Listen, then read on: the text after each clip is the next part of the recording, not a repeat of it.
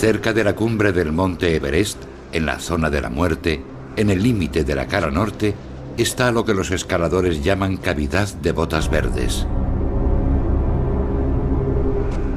Subiendo hacia la cumbre, a algunos montañeros les gusta parar y presentar sus respetos al escalador indio que yace congelado en el hielo, exactamente donde pereció hace 10 años, con sus botas verdes señalando su tumba.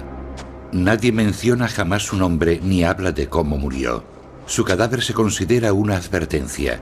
No pueden esperar piedad alguna en la zona de la muerte. La madrugada del 14 de mayo de 2006, un grupo de montañeros se quedó atónito al encontrar a otro escalador congelado pero aún vivo, sentado al lado de botas verdes. Creyendo que no podían hacer nada por él, decidieron abandonar al hombre allí y seguir adelante. Las consecuencias de lo que se vio como una crueldad les perseguirá siempre. Recibieron críticas de personalidades y de los medios de comunicación. El escalador neozelandés Mark Inglis es el primer amputado doble que escala. Se ha cuestionado su moralidad después de que los montañeros abandonasen. El alpinismo comercial ha hecho de la escalada un deporte despiadado. Mark Inglis se convirtió en un paria en el mundo del alpinismo al salvar al alpinista británico David Sharp en el monte Everest la semana pasada. El primer hombre que coronó el Everest, Sir Edmund Hillary, calificó el hecho de conducta egoísta por parte de los escaladores modernos. Su meta es llegar a la cima. Y el bienestar de cualquiera que se encuentren no les importa. El que me criticó no era cualquiera, era el héroe de mi niñez. Era mi héroe. Y aún lo es, Sir Edmund. Creo que Mark Inglis actuó como un loco. Las críticas me dolieron, pero lo que me dolió más fue que el público opinó sin estar bien informado.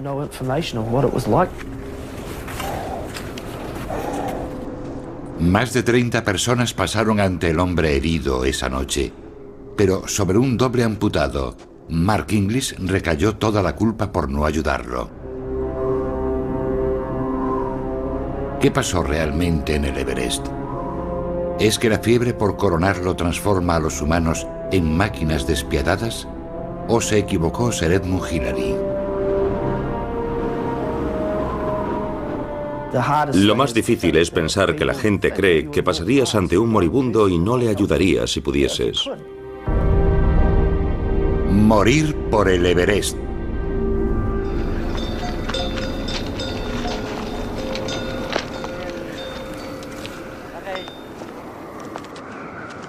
La temporada 2006 estaba resultando una de las mejores que se recuerdan. Cientos de montañeros que esperaban alcanzar la cumbre por la cara noroeste se animaron por las predicciones de buen tiempo y condiciones perfectas. Ya saboreaban el momento en que engrosarían las filas de los montañeros de élite que habían llegado al techo del mundo. El ascenso al Everest empieza con la aclimatación a la falta de oxígeno. Los escaladores establecen varios campamentos en etapas hasta la cumbre. El tramo final los lleva a la zona de la muerte, un lugar tan hostil que el cuerpo, hambriento de oxígeno, empieza a devorarse a sí mismo. Los pulmones y el cerebro se hinchan y la carne expuesta puede congelarse al instante. ¿Por qué el Everest? Porque es el pináculo, es lo más alto. Y si llegas a la cima de esa montaña, te dará fortaleza mental para el resto de tu vida. Si logras eso, podrás lograr cualquier cosa. Mark Inglis pertenecía a un grupo de 4 neozelandeses que intentaría igualar la hazaña de Sir Edmund y llegar a la cima del Everest. Mark Woodward, apodado Woody, ya había coronado el Everest 2 veces. En esta expedición era el encargado de llevar al equipo hasta la cima. El alpinismo es un reto mental, un reto físico. Es casi como llegar hasta la esencia de la vida misma. Prescindes de todo lo superfluo en la vida y lo único que importa es sobrevivir. Pruebas tu capacidad frente a la madre naturaleza. Pero también es una experiencia espiritual. En lo alto de una montaña como el Everest, te sientes como si estuvieses con los dioses. Las piernas de Mark Inglis eran diseño y obra de Wayne Alexander, apodado Cowboy, que también escalaba el Everest por vez primera. A nivel personal, buscas una experiencia en la que puedas encontrarte o enfrentarte al miedo. Creo que cuando desafías a la naturaleza te expones a cosas que no puedes controlar. Y ahí está lo bueno, te hace sentir parte de algo que es difícil de conseguir de otro modo. El alpinismo es un deporte muy egoísta, y yo quería que el ascenso al Everest fuese algo más que una escalada. Quería recaudar dinero para el Cambodia Trust, un grupo con el que trabajo en Camboya para ayudar a las víctimas de las minas terrestres y la polio, unos 100.000 amputados o más. Conseguimos recaudar casi $80.000, y con ese dinero se compran muchas prótesis. Mark Fetu había estado en la cima del Everest 4 veces y compartía un vínculo especial con Inglis. Ambos sufrimos congelación practicando el alpinismo. Nuestros motes surgieron de broma entre Inglis y yo. No recuerdo cómo surgieron, pero sí, él es Stumpy o canijo y yo soy Jimpy o cojito. Supongo que lo de Stumpy sería por su falta de piernas y yo soy Jimpy porque solo perdí los dedos. Fetu trabajaba como cámara para Russell Bryce, que dirige una de las empresas de expediciones mayores y más caras del Everest. Los escaladores llegan aquí, al Everest, invierten una enorme cantidad de tiempo, dinero y esfuerzo para venir aquí, y a menudo no son cautos con el viento. Parte de mi labor es hacer que estas personas sean prudentes, para que no tomen decisiones erróneas. Se debate mucho sobre lo que cuesta escalar el Everest. Hay personas que se gastan muy poco.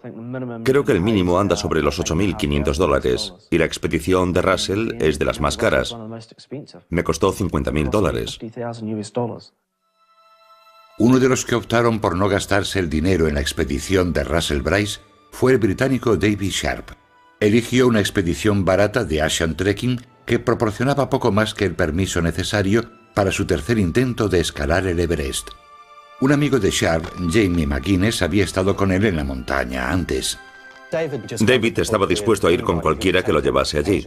Asian Trekking tenía varias personas que querían escalar por libre. No le preocupaba dónde se metía, todo lo que necesitaba era comida en el campamento base, el equipo para subir, y luego que lo dejasen escalar por su cuenta. Algo censurable es que no llevase radio.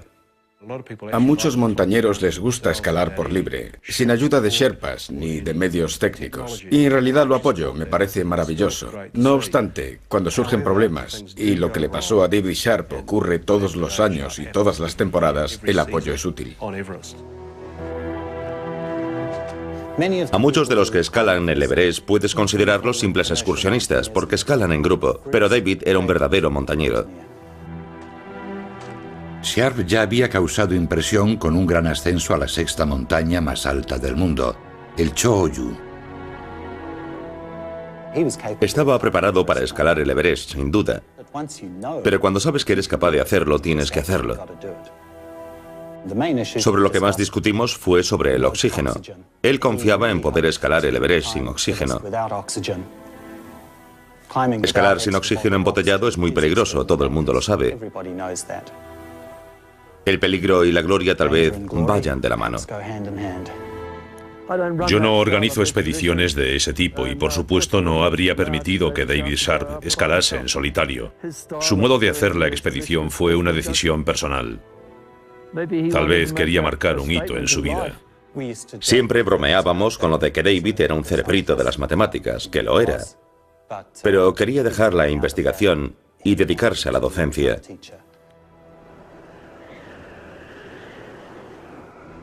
Por casualidad o si no, la tarde del 13 de mayo, Mark Inglis hizo una foto de la cumbre que esperaba alcanzar al día siguiente.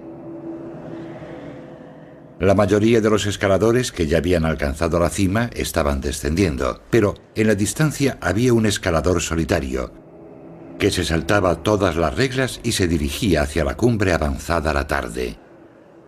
A Mark Fetu eso le trajo malos recuerdos de un error fatal.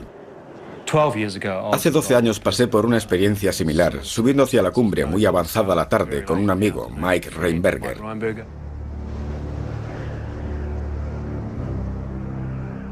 Estaba filmando a Mike y él no quería dar la vuelta sin llegar a la cima. En cierto momento dijo, descansaremos al bajar. Yo no era partidario de hacerlo, pero tampoco quería dejarlo solo, así que continué. Llegamos a la cumbre muy tarde, así que tuvimos que acampar, y pasamos la noche a 70 u 80 metros de la cumbre. Fue una acampada a demasiada altura. El clima nos castigó mucho. Sigue bajando. ¿Cómo dices? Que sigas bajando. ¿Quieres que siga? Sí.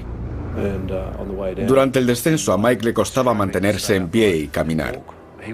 Estaba ciego. Un edema cerebral en fase aguda te deja ciego.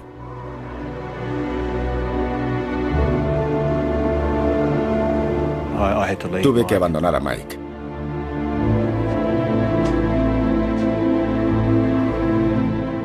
Intenté ayudarle a bajar por todos los medios.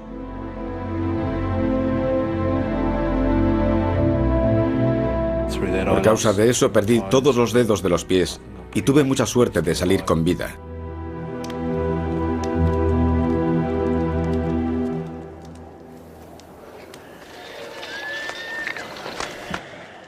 Desde el principio de la historia del montañismo, el Everest ha tenido una fama terrible.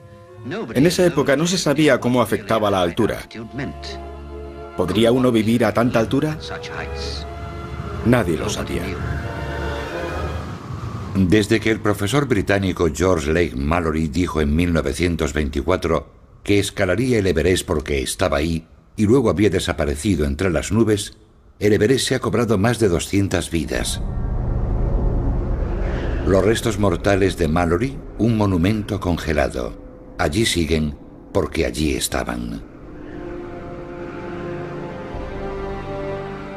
Hubo que esperar a 1953, 29 años después de que Mallory muriese en su tercera expedición al Everest, para que el neozelandés Edmund Hillary y el Sherpa Tenzing Norgay alcanzasen la cumbre. Los relatos de la hazaña, por la que a Hillary lo nombraron caballero, alimentaron a generaciones de escolares, a niños como David Sharp. Para los niños neozelandeses como Mark Inglis, ser Ed era un dios, e igual que él, deseaban entrar en el gran Olimpo de los montañeros. Creo que todos los niños neozelandeses han soñado con ser estrellas del rugby o con seguir los pasos de Sir Edmund. Yo nunca iba a ser una estrella del rugby, era un crío flacucho y canijo, pero sí podía ser un buen escalador. Así que podía seguir los pasos de Sir Edmund.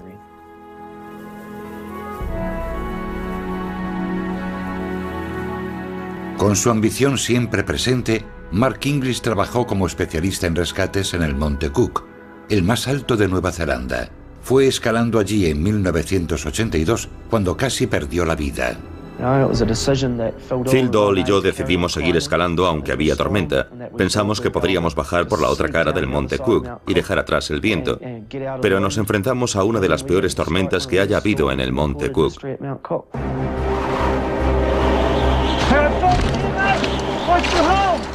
Nos metimos en una cueva diminuta cerca de la cumbre para salir del viento, pero la tormenta no amainaba. El viento no cesó en 13 días y medio.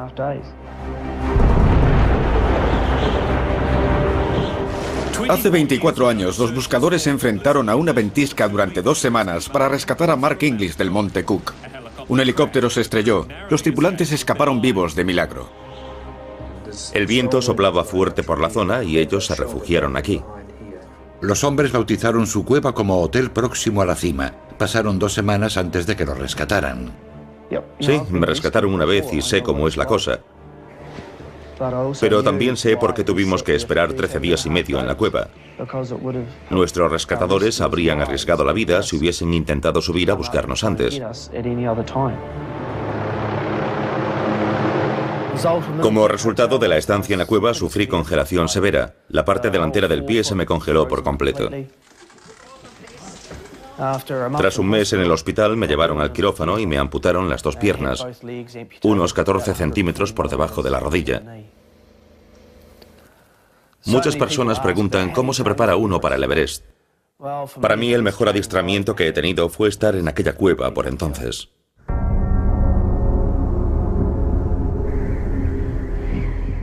Tras semanas de aclimatación, el equipo se prepara para ascender a la cumbre. Saldrán del campamento 4 y pasarán al menos 12 horas en la zona de la muerte, luchando contra las fuerzas de la naturaleza mientras intentan alcanzar la cumbre y regresar. La ruta de la cara noroeste se divide en 3 etapas: primer punto, segundo punto, tercer punto, y luego la cumbre. De camino hacia el primer punto, también pasarán por la cavidad de Botas Verdes.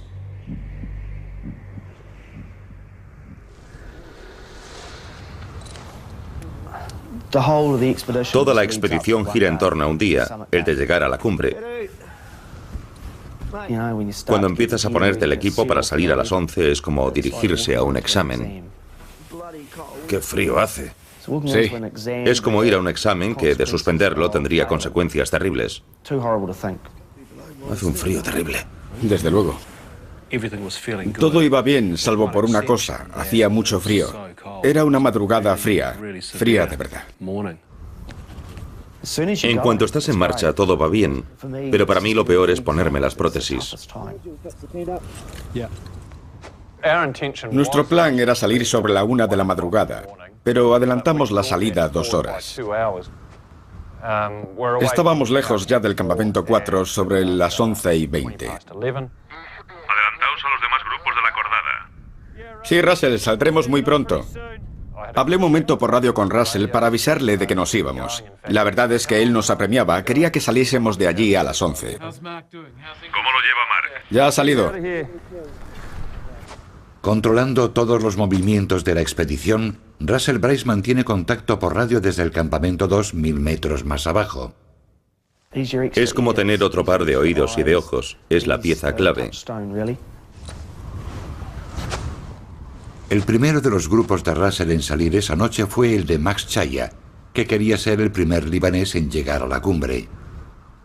Woody, nosotros nos adelantamos. Buena suerte. Nos vemos en el camino. Max había salido ya y nos llevaba 20 minutos de delantera. Cowboy, ¿preparado? ¿Dorji? Nos pusimos al frente del grupo e íbamos avanzando más o menos todos juntos.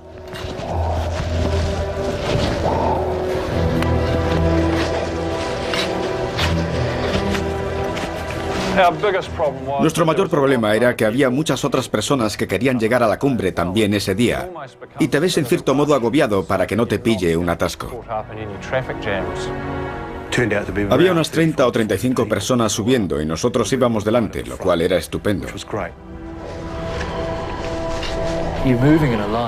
Vas hasta la cumbre en fila, atado a una cuerda fija, y es algo similar a un tren. Se para y se arranca como vagones, casi como por ósmosis, unos impulsando a los otros.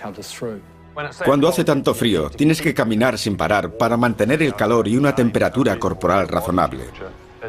A gran altura es mucho más fácil sufrir congelación.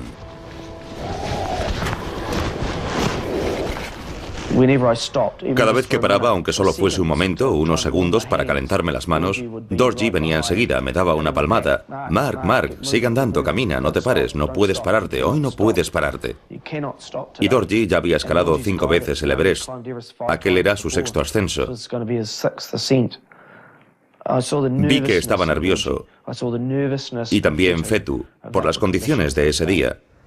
Hacía un frío terrible.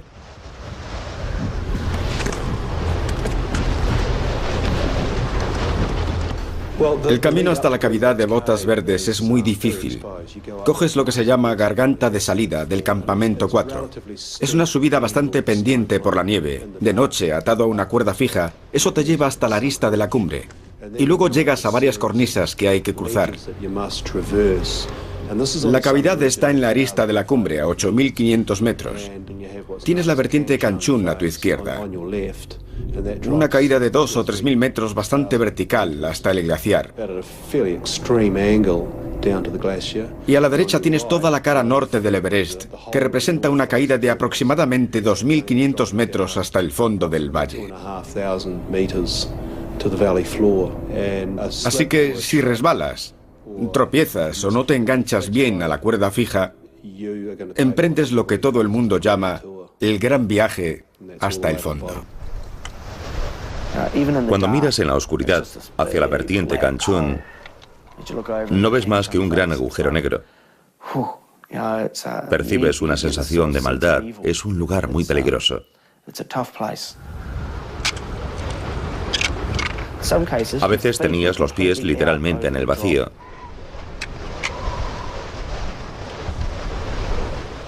Yo había pensado que si se me rompían las dos prótesis aún podría caminar sobre las rodillas. Pero luego, al verme pasando alguna de las cornisas, sobre todo en el fondo del segundo paso, vi que si no podía andar, sería imposible pasar por allí. De rodillas no. Y sería imposible pasar con alguien a cuestas. Comprendes que si te lesionas allá arriba, nadie conseguirá bajarte.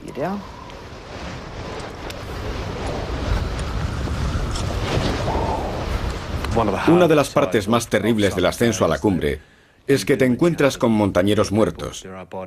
Allá arriba hay cadáveres que no se pueden mover ni rescatar debido a la configuración del terreno. Es muy pendiente, está tremendamente desprotegido, así que a veces hay que pasar por encima de cadáveres o tratar de rodearlos. En mi primera subida en el año 2004, nos encontramos con 16 cadáveres. Fue una gran impresión.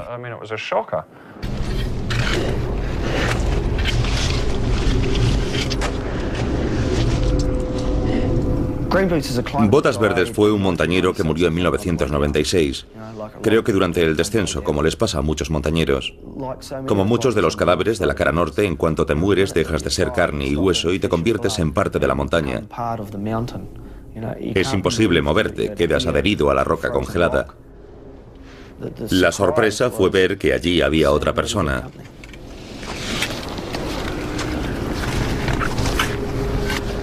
Fetu, mira. Sentí una pena enorme por el que estaba allí. Sufría un grado de congelación muy alto. Lo primero que se me vino a la cabeza fue: tú eres el chico que vi ayer por la tarde subiendo la cuesta de la cumbre. Y deduje lo que le podía haber pasado. Llegó a la cumbre tarde, estaba solo, y lo más probable es que al bajar se le hiciese de noche, lo cual es muy peligroso cuando estás solo. Puede ser que las pilas de la linterna se le agotasen, así que paró para hacer noche. Encontró aquella cavidad, se acurrucó allí, y me pareció una decisión acertada en vista de las circunstancias.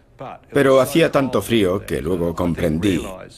El hombre estaba vivo aún, respiraba, le salía el aliento por delante del anorak.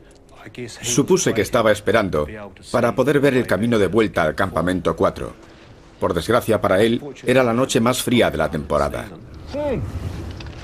Vamos, levántate. Tienes luz hasta el campamento 4. Le grité que se levantase. Le dije: levántate, hay luz hasta el campamento y podrás llegar sin perderte. Vi que no lo conocíamos, que parecía más muerto que vivo. Y mi principal responsabilidad son los clientes y las personas que están conmigo. Además, era la 1 de la mañana. Y para organizar un rescate, habría que esperar a la luz del día. Es horrible tener que pasar de largo, pero así es la montaña. Aquello impresionó mucho a Cowboy.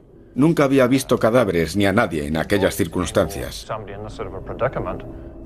El encontrarte a alguien herido, tremendamente afectado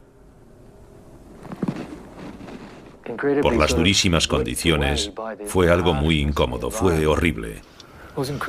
Fue lo peor que he visto en mi vida. Me quedé estupefacto. Después se movió. Fue solo un leve movimiento de la cabeza. Pero en alguien que está inerte, que parece sin vida, es un movimiento enorme, porque es una prueba de vida.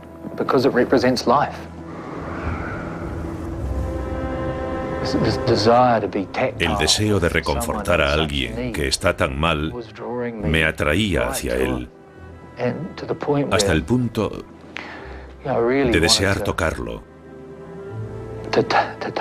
Pero la muerte inspira tanto respeto que te resulta difícil tocar a un moribundo. Pero dije, Dios te bendiga y descansa en paz, porque sabía que nos íbamos.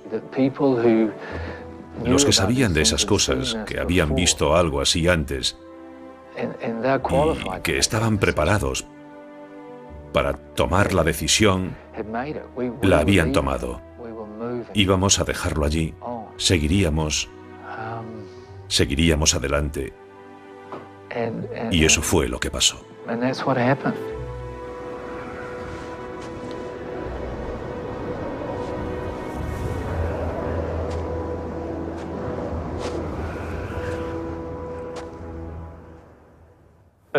Resulta difícil de explicar. Y no es fácil tomar la decisión de abandonar a alguien así, pero hay que tomarla. Son los malos tragos que a veces se viven en el montañismo. Si sufres un accidente allá arriba, tienes que poder caminar.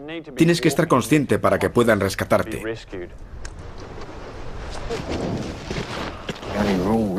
La norma es seguir, siempre adelante, no detenerse, subir y bajar, no quedarse quieto. La decisión de parar y de abandonar la escalada no me correspondía a mí, sino a Russell. Debería haber seguido llamando a Russell y preguntarle si debíamos ayudar a aquel chico. Me pareció oír conversaciones por radio. ¿Me recibes, Collado Norte? Hay otra persona en la cavidad de Botas Verdes. Cuando nos alejamos, llamé por radio a Russell. Me han dicho que Buddy me llamó desde la cavidad de Botas Verdes y muchos me han dicho que me llamaron por radio.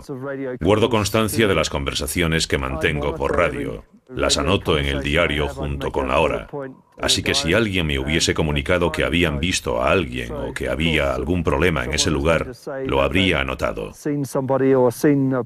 Y desde luego, puedo asegurar que nunca recibí aviso alguno de eso. En el registro consta una transmisión por radio desde allí al Collado Norte. Y Furba llamó sobre la 1 de la mañana. No tengo constancia de eso y no entiendo qué pretende Cowboy. Me dijo que había mantenido conversaciones conmigo de las que no tengo constancia. Si reúnes a todos los que estuvieron allí aquel día, cada uno te dará su versión de los hechos. Por lo que yo recuerdo, usé la radio. Recibí respuesta de que siguiese, porque no podía hacer nada para ayudar. Pero no estoy seguro de si me lo dijo Russell u otra persona, o si la hipoxia me hizo alucinar. En Mushroom Rock hicimos otra llamada a Russell, que él recibió. Si hubiese recibido recado de que David Sharp tenía problemas a aquella hora de la madrugada, tal vez habría podido hacer algo, quién sabe. Las cosas quizás habrían sido diferentes si me hubiesen avisado por radio. Sí. ¿Volví a transmitir el aviso? Es increíble cómo se borran los recuerdos. Desde luego, sí, a veces estoy seguro de que volví a transmitirle el aviso. Pero es evidente que no lo recibió. Sigue siendo un misterio por qué Russell Bryce no recibió ninguno de los avisos por radio de lo de David Sharp, aunque sí recibió otros.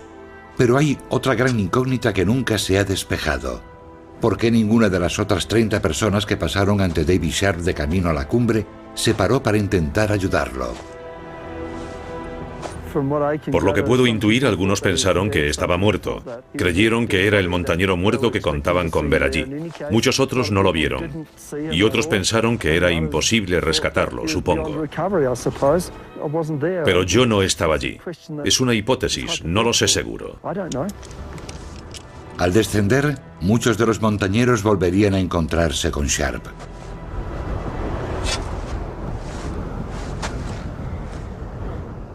Lo primordial para Mark Inglis pasó a ser su propia supervivencia.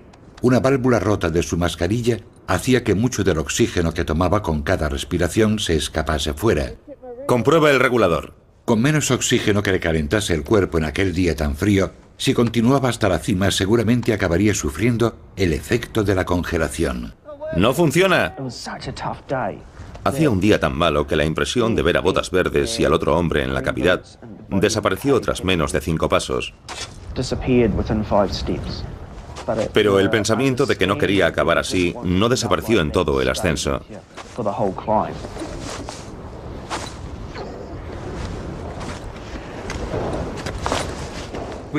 Seguimos cruzando la cornisa empinada y hacia la base de la famosa parte de la ruta, en que hay una escalera atornillada a la pared para subir una parte de roca casi imposible de escalar a esa altura. Miras hacia el segundo peldaño y es como la proa de un enorme barco que se alza ante ti, y pensé, maldita sea. Hace falta técnica y es muy difícil. Y para Mark, con las prótesis, era aún más difícil. Oh, no. Pon las manos más arriba. Te ayudaremos a subir. ¿Qué decías, Fetu? Pon las manos más arriba. Vale. Creo que le fastidiaba estar retrasando a los demás, así que empezaba a estar muy enfadado. Vaya. Tranquilo, lo lograrás. Cógeme por el tobillo. Y así lo consiguió. Se enfadó y vio lo que debía hacer, y lo consiguió al tercer intento.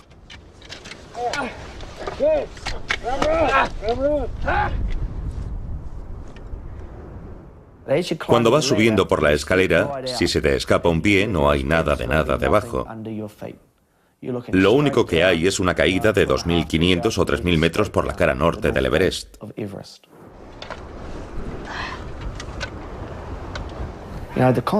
Procuras no pensar en lo que te pasará si te caes de la escalera.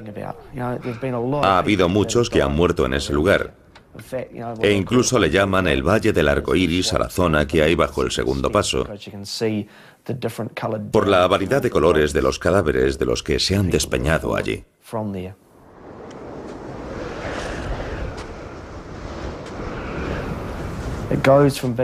Por encima del segundo paso, pasa de ser una montaña física para convertirse en una montaña mental.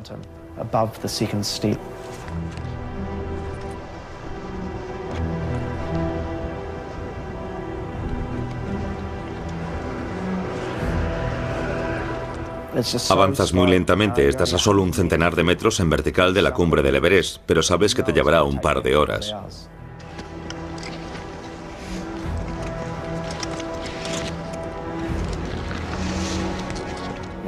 Te sientes muy cansado.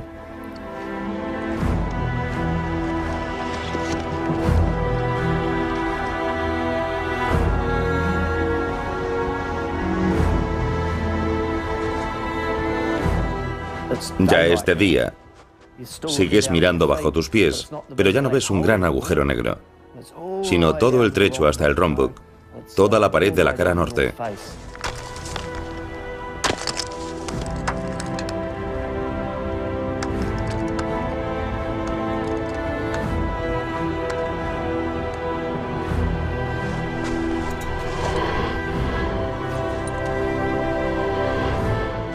Al no funcionarme el oxígeno, el ascenso era extremadamente difícil, así que me quedé a un lado y dejé pasar a los demás.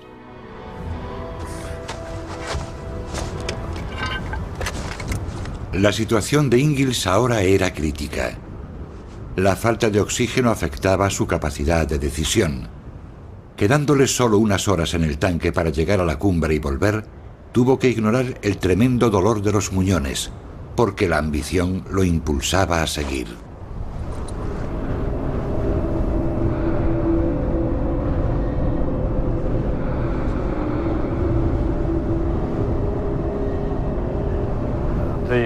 Aquella noche fue anómala.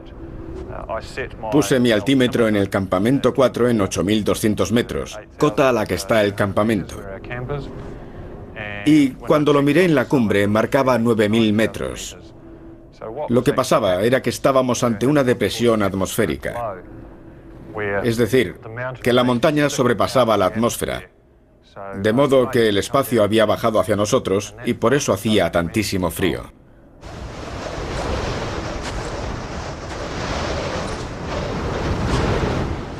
Y sigues adelante. Cantas para ti, 5 pasos, alto, 5 pasos, alto. La verdad es que cantaba mucho más despacio.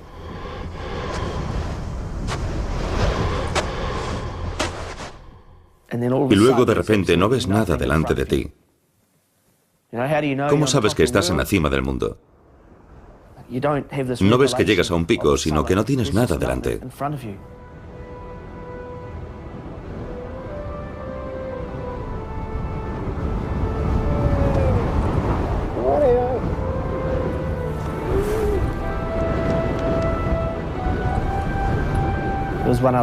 También pensé otra cosa, que había dado el mismo paso que Sir Edmund.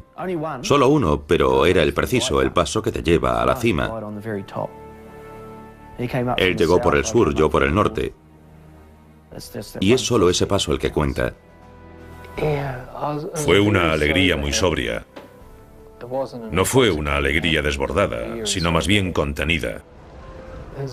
Sientes orgullo. Había 4 de nuestro grupo en la cumbre ese día. Los 3 Mark y un vaquero.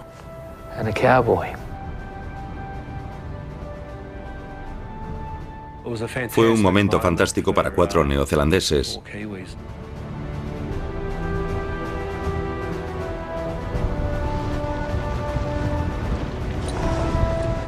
Con la mayor parte de su oxígeno consumido y los dedos congelados, el gran reto ahora era descender. Y durante el descenso es cuando se producen la mayor parte de los errores fatales. Para mí, sobre todo, el descenso es mucho más difícil que el ascenso. Y en cuanto empecé a bajar, sabía que sería un día muy largo. Notaba que me estaba haciendo mucho daño.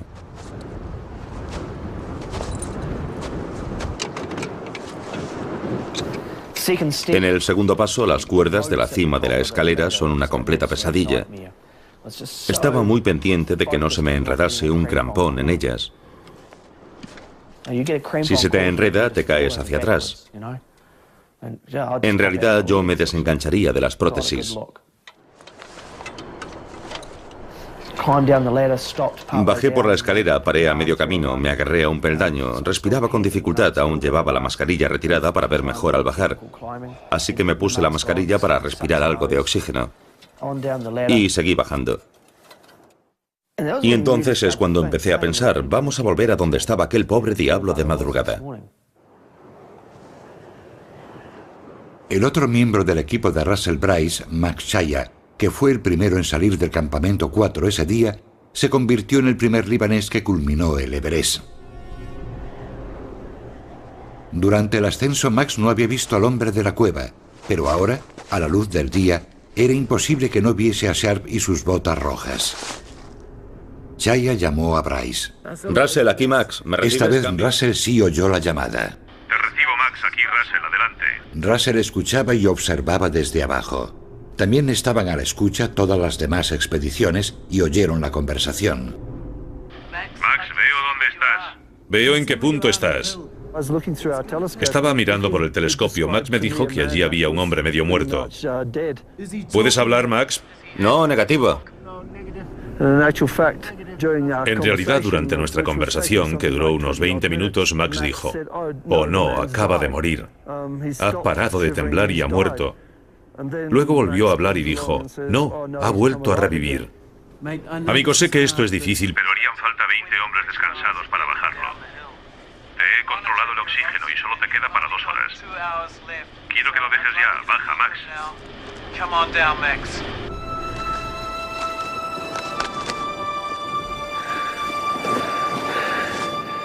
En el nombre del Padre, del Hijo. No vi a nadie que pudiese ayudarlo en toda la montaña.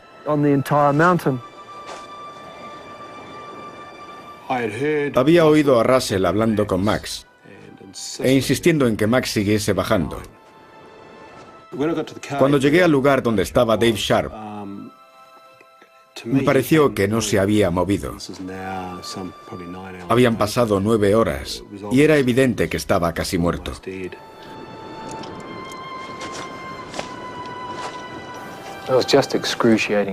Era muy doloroso verlo. Estaba en aquel lugar tan vulnerable e indefenso y sin tener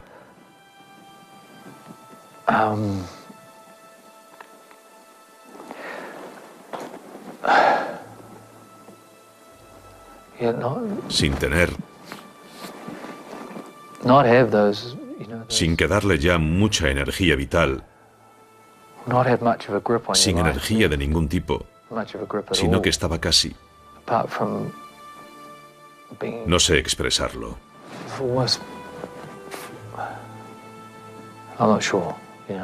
Tuve la misma reacción que antes. Paré, vi llegar a los otros y seguí adelante.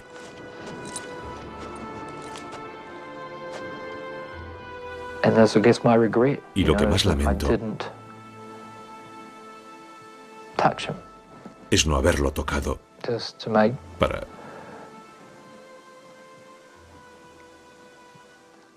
para demostrarle un poco de solidaridad. Max hizo lo que pudo. Luego algunos de nuestros otros sherpas intentaron ayudarle. Lo sacaron de la cavidad y lo pusieron al sol. Encontraron algo de oxígeno sobrante y entonces David reaccionó. Furba Tashi era probablemente el Sherpa más fuerte que había allí entonces, e iba con otro Sherpa del equipo turco. Y Furba intentó ayudar a David Sharp. Tardó unos 25 minutos en dar 4 pasos y luego tuvo que bajarlo. Así que aquellos 2 Sherpas robustos dijeron que era imposible bajar a aquel hombre. Durante un momento, el moribundo recuperó fuerzas para hablar. Con su último aliento le dijo a un Sherpa que se llamaba David Sharp y que estaba con Asian Trekking.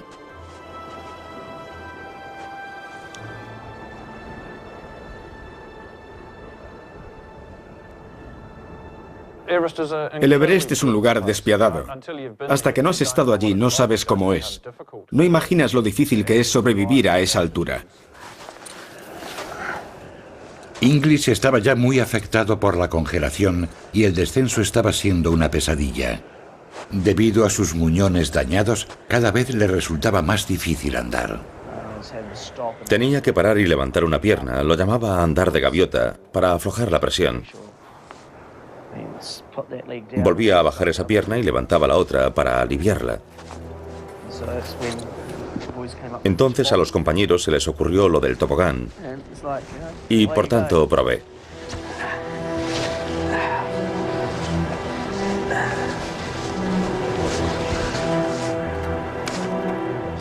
Tras horas de intenso dolor, Inglis no pudo seguir. Y faltando solo 200 metros para el campamento, el equipo fue en su ayuda. Los compañeros me recogieron y enseguida me vi sobre la espalda de Furba, mientras él bajaba hasta el campamento. Furba, eres un fenómeno. Por eso no escala solo, para que los que te acompañan puedan solucionar los problemas antes de que sea tarde. Cuando llegué abajo, sabía qué cosa había sido la más importante para mí ese día. No era haber llegado a la cumbre ni nada de eso, sino lo que había visto y compartido de forma tan breve con otro ser humano. Y lo que sentía al respecto me estaba consumiendo.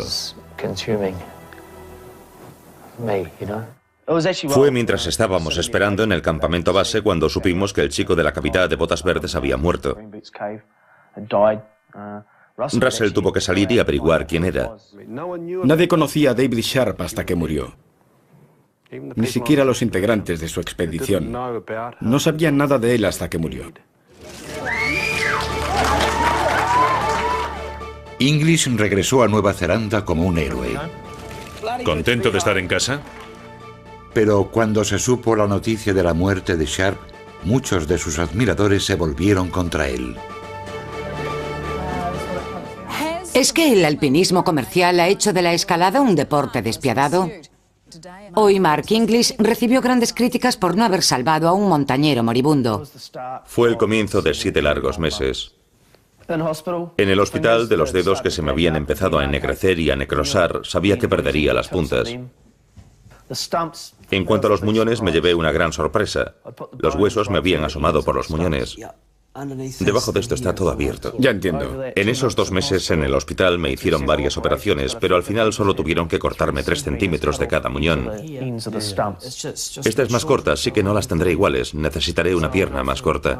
Oh, claro. Más corta, más aún. Pero mientras English solucionaba sus problemas médicos, recibió otro mazazo. Nos llamaron para darnos una noticia terrible. Dijeron, Sir Edmund os ha criticado. Sir Edmund Hillary ha salido en los medios y ha criticado vuestra expedición. Creo que Mark English actuó como un loco.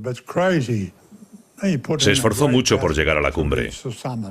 Pero no apruebo que solo llamara al campamento base para decir que había un hombre allí y qué debía hacer. Ni que el jefe de la expedición dijese que el hombre llevaba mucho tiempo allí y que iba a morirse. Así que no se preocupase. Me parece una conducta deplorable.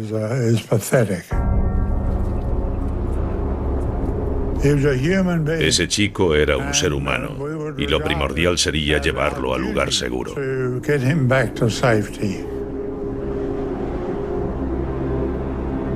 David Sharp murió en el monte Everest. No tuvo nada que ver con nosotros ni con Mark English. Por desgracia, hay quien cree que fue culpa de English que ese chico muriese. Que es culpa de English no haber bajado al chico. ¿Que si culpo a los que pasaron de largo? No. ¿Esperaba David que lo rescatasen? Por supuesto que no. Me dijo claramente que comprendía los riesgos y no quería poner en peligro a otros. Como una especie de ironía del destino, una semana después el australiano Lincoln Hall sobrevivió una noche en la montaña y luego lo rescataron. Pero la gran diferencia es que él podía andar. Podía hablar. Estaba medio oído y padecía congelación, pero hablaba. Hicieron falta unos 15 sherpas, mucho oxígeno y unas 20 horas y pico para llevarlo abajo, pero podía moverse. Y la noche que él pasó arriba, desde luego, no fue tan fría como la de nuestro ascenso. La escalada es algo muy peligroso. En cuanto a la muerte de David Sharp, nadie se ha echado encima de los agentes que aceptaron su dinero y lo dejaron subir solo al Everest. Hay páginas web donde se critica a Bryce por la muerte de David Sharp, pero no dicen nada de Asian Trekking. Ellos aceptaron el dinero de Sharp, le dijeron, sí, puedes escalar el Everest. Pregúnteles por su infraestructura de rescate, tienen sherpas. Por Dios, los dueños y directores de la empresa son sherpas. De las fatalidades y los rescates que ha habido a lo largo de muchos años, la mayoría han sido de clientes de Asian Trekking. Organizan expediciones a su aire y es evidente que hay clientes a los que les gusta.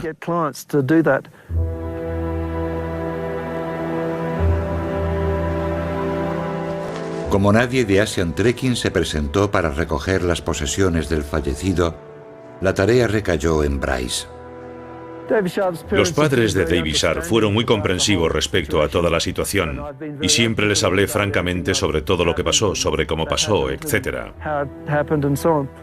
Así que lo comprendieron y la verdad es que les molestó mucho la atención que los medios le prestaron al caso, porque consideraban que su hijo era escalador. y que fue una fatalidad que muriese en una escalada. No podemos poner barreras ni paredes de algodón para que todos escalemos seguros y volvamos vivos. A la gente eso no le parece estimulante. Los que escalan en solitario buscan una mayor dureza en el ascenso para tener una mayor sensación de logro cuando alcanzan su meta. Es un asunto polémico y siempre lo será. Pero esa es la cruda realidad a 8.000 metros de altura. Estás en la zona de la muerte. Si algo sale mal, puedes morir. Aquello es un cementerio. Y es muy difícil que la cosa cambie.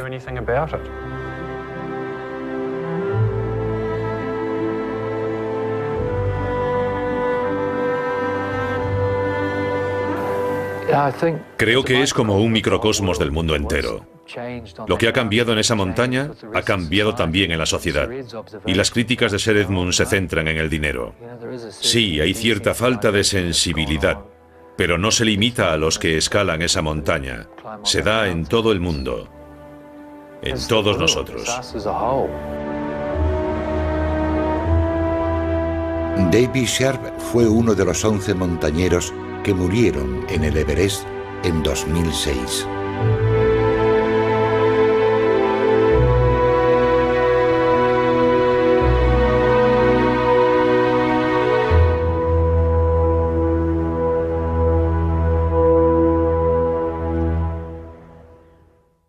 Todo hombre es parte del continente, parte del mundo. La muerte de cualquiera me afecta porque soy parte de la humanidad.